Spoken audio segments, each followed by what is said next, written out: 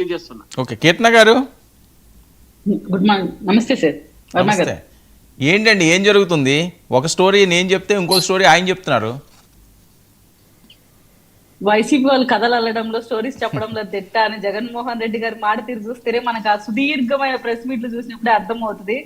ఇంకా అధికార ప్రతినిధులకు కూడా అదే ప్రెస్ నోట్ వస్తుంది కాబట్టి ఇంకా ఇంచుమించు అలాగే ఉంటుంది. స్క్రిప్ట్ సేమ్, వాయిస్ చేంజ్ అవుతుంది అంతే, మోడ్యులేషన్ మారుతుంది.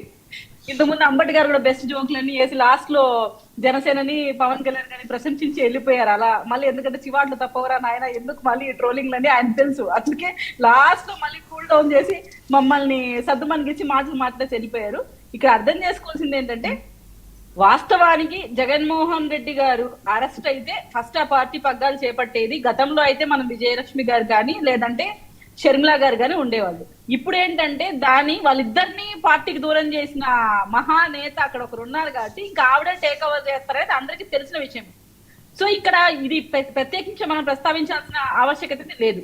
కానీ జగన్మోహన్ రెడ్డి గారి అరెస్ట్ ఎప్పుడు నిజంగా జరుగుతుందా లేదా, ఇలాంటి అంశాల మీద మనం ఆలోచిస్తే ఏమైనా కొంచెం ఊరట కలుగుతుందేమో. ముఖ్యంగా ఏంటంటే జగన్మోహన్ రెడ్డి గారు అయితే స్పీకర్ లోతుకి లిక్కర్ స్కామ్ లో ఇరుక్కున్నారు.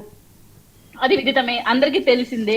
కేసులు ఆయన చుట్టుముడుతున్నాయి అనేది విదితమే. సో ఆయన ఒక స్ట్రక్చర్ ని ఎస్టాబ్లిష్ చేసుకోవడం కోసం భారతి గారిని ఇంకా దింపుతారనేది కూడా నిజమే.